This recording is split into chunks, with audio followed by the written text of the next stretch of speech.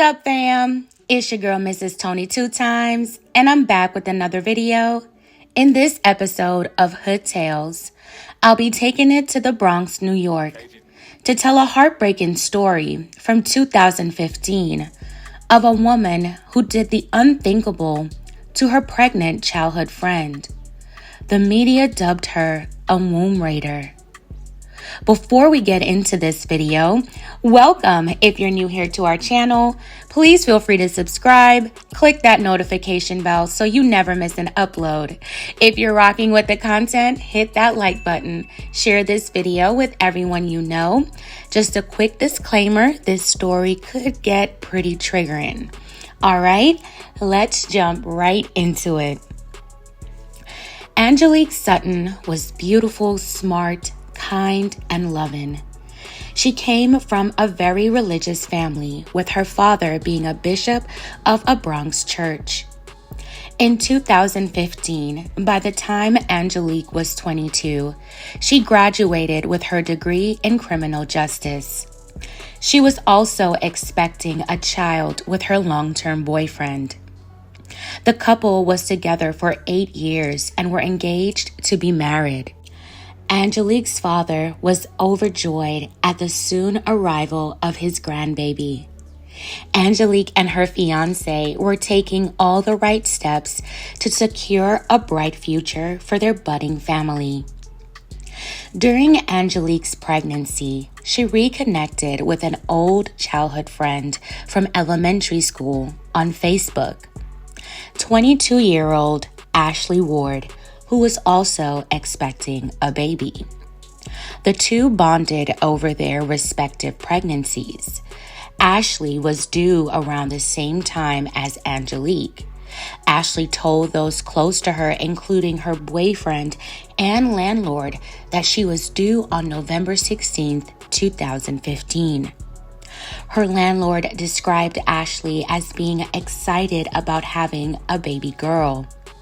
The landlord also said that Ashley told her that she had complications during her pregnancy. Specifically, the complications that Ashley told the landlord about was placenta previa, a condition in which placenta partially or fully covers the opening in the mother's cervix, which would usually prompt a scheduled induced labor. But it seemed like despite those things, Ashley was happy to be expecting. Ashley referred to herself as her boyfriend's pregnant girlfriend in one of their pictures together in July of 2015. Ashley's boyfriend at the time seemed to be a proud expecting father.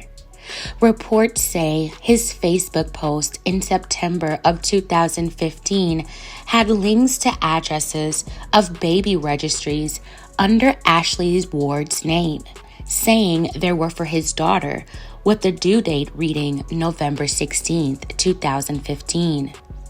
One of Ashley's registries was to Babies R Us that listed 47 items that included all the basics: crib, bottle, diapers, etc. When November 16th came, a Facebook post from Ashley's boyfriend read, "Today her due day, but she not ready to come out yet."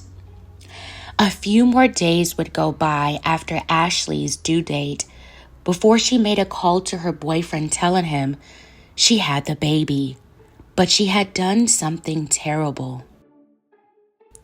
On November 20th, 2015, Friday afternoon, Ashley told her friend Angelique, the one she recently reconnected with, to stop by her place to pick up a gift she had for her.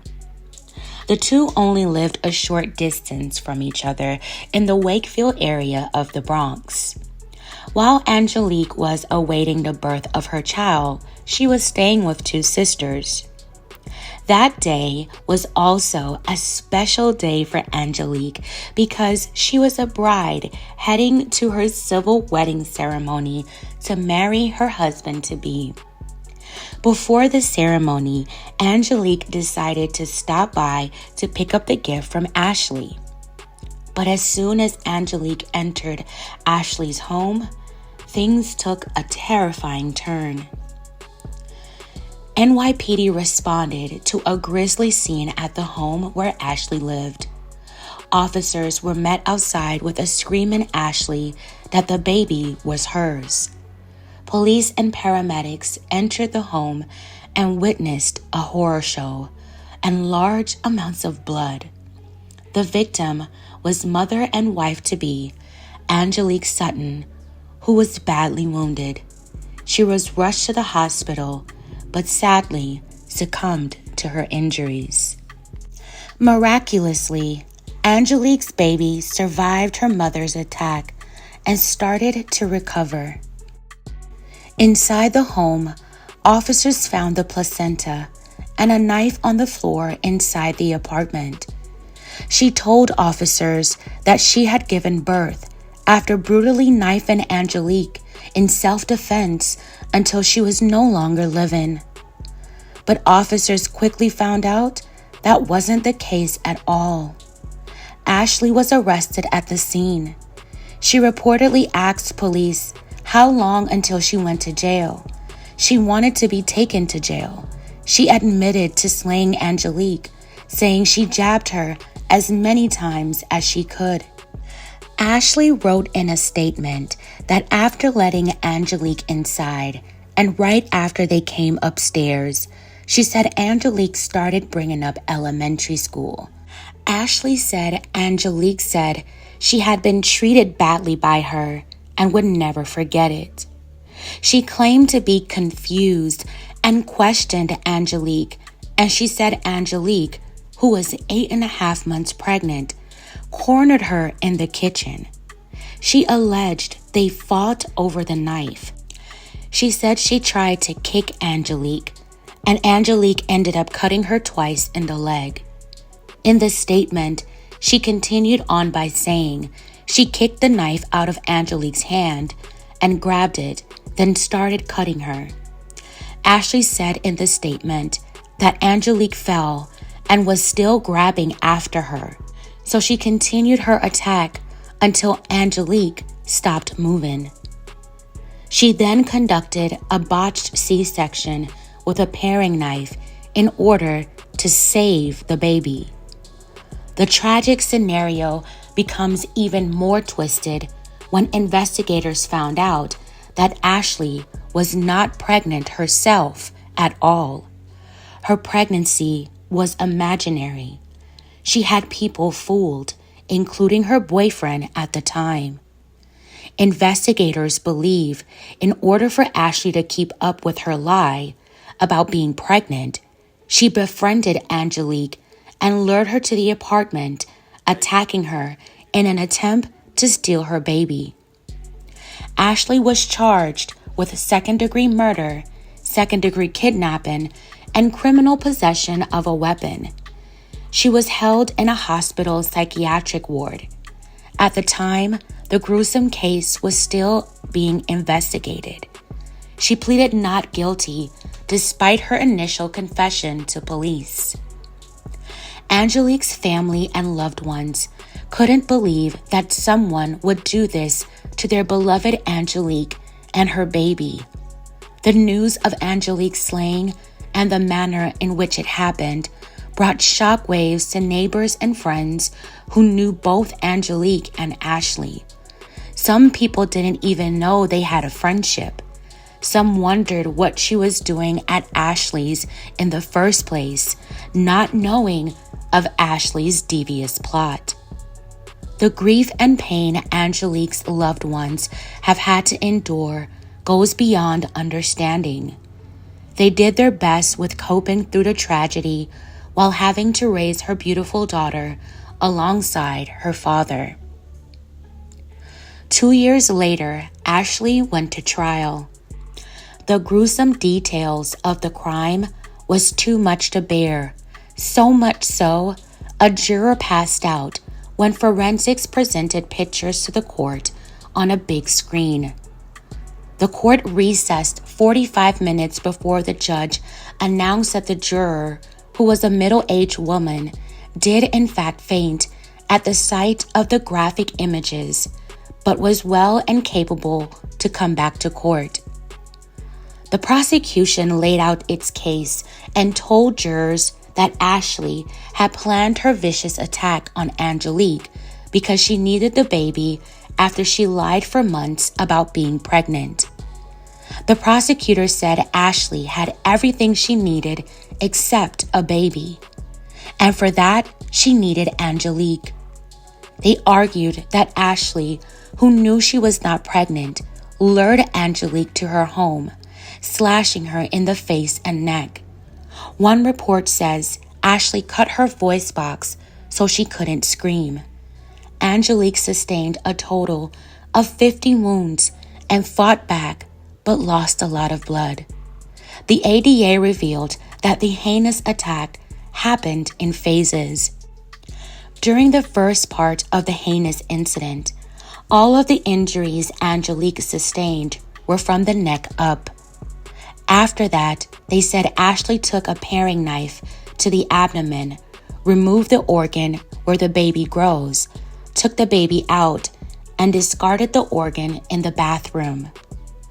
The prosecutor went on to say that once Ashley had the baby, she made a bottle of formula, wrapped her up, and told her boyfriend she had given birth.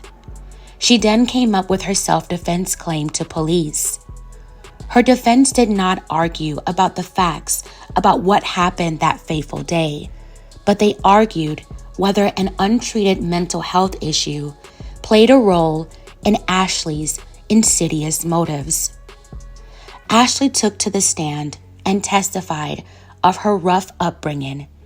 It was revealed she had faked pregnancies in the past. Ashley said at one point during the investigation that she believed that Angelique's baby was hers, and it felt right holding her. She had thoughts about a child she had lost and thought she couldn't have any more children pass away, so she rescued the baby, and insisted at trial that she really did believe the baby was hers. But neither the jury or judge fell for Ashley's mental health defense.